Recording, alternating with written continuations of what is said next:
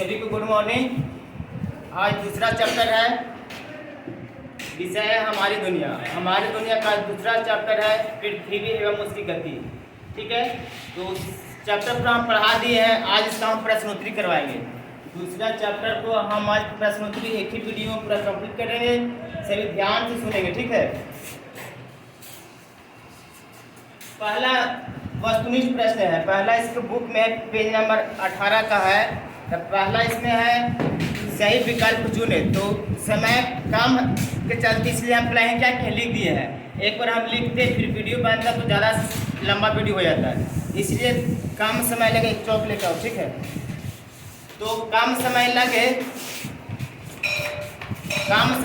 इसलिए हम पहले लिख दिए, उसके बाद वीडियो बना रहे हैं, ठीक है। तो पहला क्वेश्चन है कि समदिवारात्रि कब होता है। समदिवारात्रि 21 मार्च और 23 सितंबर को होता है, लेकिन पूरी पृथ्वी पर दिन और रात की अवधि बराबर होती है। दिन की अवधि 12 घंटा, रात की अवधि 12 घंटा, यानी कि 12 घंटा का रात और 12 घंटा का दिन, उसी को बोलते हैं समदिवारात्रि। ये होती है 21 मार्च और 23 सितंबर को। बाहर जाओ 21 सितंबर और 23 मार्च को होता है, पीछे से निकलना। 21 मार्च और 23 सितंबर को होता है, जो समदिवारात्रि होता है। सेकंड क्वेश्चन है सबसे बड़ा दिन कब होता है, ठीक है। तो 25 दिसंबर को बड़ा दिन बोलते हैं, इस दिन क्रिसमस डे भी बनता है, ठीक है। तो सबसे बड़ा दिन कब होता है, तो 25 दिसंबर को होता है। तीसरा क्वेश्चन है कि पृथ्वी अपने अक्ष पे, पीछे से निकलना, पृथ्वी अपने अक्ष पे कितना डिग्री झुकी है। तो पृथ्वी अपने अक्ष पे 23.5 डिग्री झुकी है। कितना डिग्री झुकी है, 23.5 डिग्री झुकी है। एक होता है शीतोष्ण कटिबंध।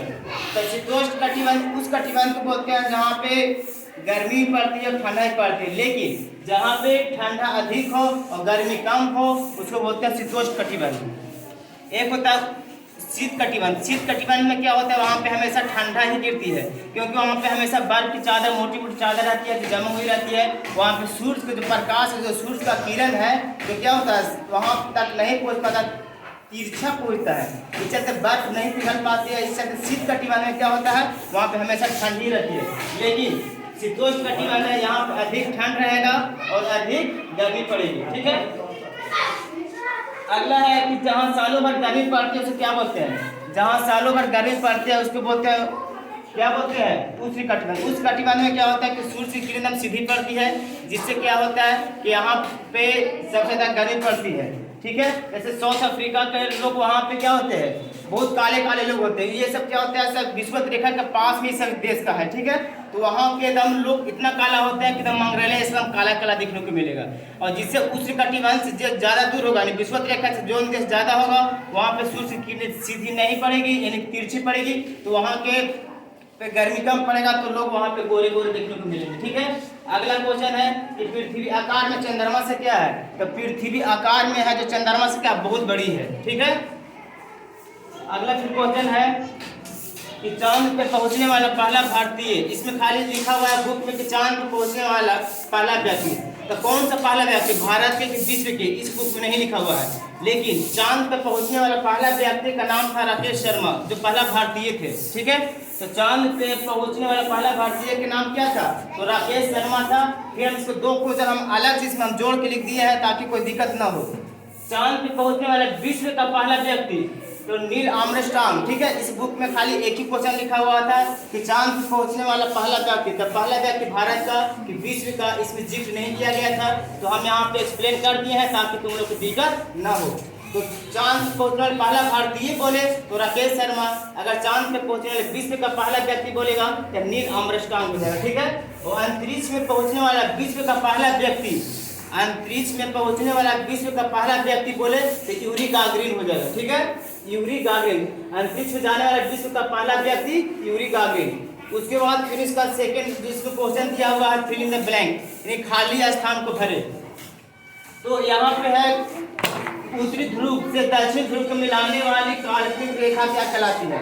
तब पिछला हम ग्लोब यहाँ पे बताए थे कि यहाँ पे उत्तरी ध्रुव होता है, नीचे दक्षिण ध्रुव होता है, और जो काल्पनिक रेखा होता है उसको बोलते हैं क्या, विषुवत रेखा बोलते हैं। और जो इधर से उसको अक्षांश बोलते हैं, अक्षांश होते हैं। सांतर बताए थे। तब उत्तरी ध्रुव से दक्षिण ध्रुव को मिलाने वाली काल्पनिक रेखा क्या बोलते हैं, विषुवत कहलाती है, यानी कि देशांतर।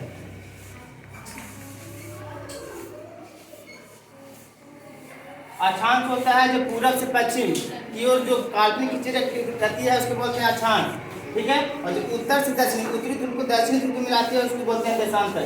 ये उत्तरी ध्रुव को दक्षिणी ध्रुव को मिलाने वाला जो काल्पनिक रेखा होता है उसको बोलते हैं क्या, देशांतर बोलते हैं। अगला पृथ्वी की गति के कारण दिन रात होता है, ये भी हम बता चुके हैं। तो पृथ्वी की दैनिक गति इसी को बोलते हैं घूर्णन गति, ठीक है।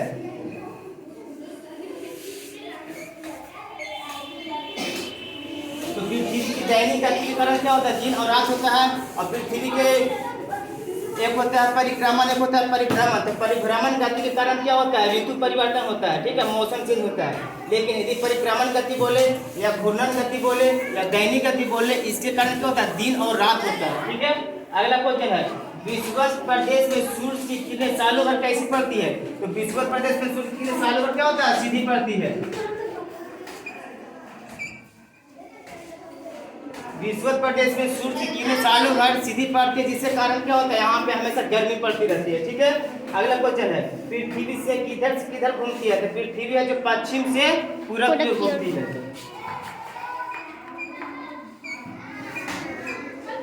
पश्चिम से पूरब की ओर घूमती है। ये तो इसका प्रश्न हो गया है, जो वस्तुनिष्ठ प्रश्न था और खाली स्थान था, ठीक है। लेकिन ऑब्जेक्टिव और फिल इन द ब्लैंक था, कुछ इसका प्रश्न होती है जो जैसे इसमें अगला 3 नंबर में निम्नलिखित प्रश्नों को उत्तर दे। ध्रुवों पर 6 महीना का लगातार दिन और रात क्यों होता है। तो बताया था कि जो उत्तरी ध्रुव दक्षिण ध्रुव होता है, यहाँ पे 6 महीना का दिन होता है, 6 महीना का रात होता है। क्योंकि यहाँ पे क्या होता है कि सूर्य की किरणें यहाँ पे सीधी नहीं पड़ती है, तिरछी पड़ती है, जिससे क्या होता है, बर्फ की चादर वहाँ पे हमेशा जमी रहती है। और पृथ्वी के जब परिक्रमण करती है, तो जब सूर्य के अपने अक्ष पे घूमती है, सूर्य की पूरा परिक्रमण करती है, तो वहाँ पे क्या होता है, चूंकि अपने अक्ष पे 23.5 डिग्री झुकी है, तो जब उत्तरी ध्रुव पर जब धूप पड़ेगा तो निचला ध्रुव अंधेरा में हो जाएगा। और जब यहाँ पर जब निचला दक्षिण ध्रुव पर जब प्रकाश पड़ेगा तो ऊपर वाला जो उत्तरी ध्रुव भी अंधेरा में हो जाएगा। इसलिए जो होता है ध्रुव पर तो 6 महीना का दिन होता है और 6 महीना का रात होता है। दैनिक गति और वार्षिक गति में क्या अंतर है। तो दैनिक गति के कारण क्या होता है, पृथ्वी अपने अक्ष पे एक चक्कर पूरा लगा लेता है, उसको बोलते हैं क्या, दैनिक गति। और वार्षिक गति होता है जो अपने अक्ष पे घूमते हुए सूर्य को एक परिक्रमा पूरा कर लेता है, उसको बोलते हैं वार्षिक गति। जो वार्षिक गति होता है जो 365 दिन 6 घंटे में पूरा होती है, और दैनिक गति होती है जो 24 घंटा में एक चक्कर पूरा होता है, उसको बोलते हैं दैनिक गति या घूर्णन गति, इसी का है। एक होता है परिभ्रमण गति, उसी को क्या बोलते हैं, वार्षिक गति, जो 365 दिन 6 घंटे में होता है। पृथ्वी किस दिशा में घूमती है। अभी इसमें लिखे भी है, इसमें भी प्रश्नोत्तरी में है, तो पश्चिम से पूरब की तरफ पृथ्वी घूमती है। अगला, पृथ्वी किस भाग में सबसे कम गर्मी पड़ती है और क्यों। तो पृथ्वी को जो उत्तरी ध्रुव या दक्षिण ध्रुव होता है, यहाँ पे क्या होता है, सूर्य के प्रकाश सीधा ना पड़ता, तिरछी पड़ती है, जिससे कारण क्या होता है, वहाँ पे कम गर्मी पड़ती है, क्योंकि वहाँ पे सूर्य का जो प्रकाश होता है वहाँ पे सीधा नहीं पड़ पाती है, जिससे कारण क्या होता है, वहाँ पे सबसे कम गर्मी पड़ती है। अगला, पृथ्वी कितने कटिबंध, पृथ्वी पर कितने कटिबंध है, कटिबंधों को सूर्य के प्रकाश की स्थिति को बताइए। तो पिछला क्लास में जैसे कि हम बताए थे, ग्लोब का मानचित्र बना के कटिबंध क्या होता है। तो पहले हम इसको ध्रुव में बताया तो उत्तरी ध्रुव होता है, दक्षिणी ध्रुव होता है। फिर बताया थे कि उपोष्ण कटिबंध विषुवत रेखा के पास रहता है तो उपोष्ण कटिबंध होता है। फिर क्या होता है, शीतोष्ण कटिबंध होता है, फिर शीत कटिबंध होता है। इस तरह से हम डायग्राम में एक हम क्या ग्लोब बनाए थे, और ग्लोब में फिगर के माध्यम से हम समझाए थे। तो इसी के साथ क्या हुआ, चैप्टर ये समाप्त हुआ है। और इसको 1 बार 2 बार 3 बार इसको देखिएगा जब तक इसको समझ में नहीं आएगा, ठीक है। इससे बहुत सा ऑब्जेक्टिव क्वेश्चन है जो एग्जाम में, जो कॉम्पिटिटिव एग्जाम पूछते रहता है, इसलिए इसको 1 बार 2 बार 3 बार इसको देखने का कोशिश कीजिएगा, ठीक है। बाकी अगला चैप्टर में मिलते हैं नेक्स्ट वीडियो में, तब तक के लिए बाय बाय।